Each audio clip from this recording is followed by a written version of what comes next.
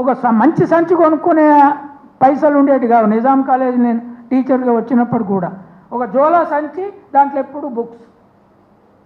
Bus స్టాండ్లో నిలబడితే కూడా తీసి చదువుడే.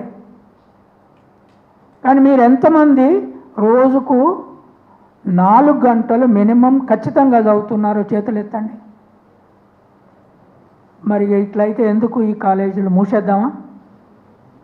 వైస్ ఛాన్సలర్ దగ్గర పోయి చెప్పనా నేను? లేదు రేవంత్ రెడ్డికే చెప్పనా? నేను చెప్తేనే సాకలయ్యలమ్మ పేరు పెట్టిండు. సాకలమ్మ పేరు పెడతారా అన్నారు చాలామంది. చదువురామ పేరు పెడతారా అంటే నేన్నా చాలామంది దేవతల పేర్లు ఉన్నాయి కదా, వాళ్ళకి చదువు వచ్చా? కాలేజీలు ఉన్నాయి, యూనివర్సిటీలు ఉన్నాయి, చదువు వచ్చా వాళ్ళకి? మరి మా సాకలయ్యలమ్మకే చదువు వస్తేనే పేరు పెడతారా? ఇప్పుడు ఆ సాకలయ్యలమ్మ పేరుతో వచ్చిన యూనివర్సిటీలో అమ్మాయిలు రేపు అమెరికా అధ్యక్షులయ్యే అవకాశం వస్తుంది.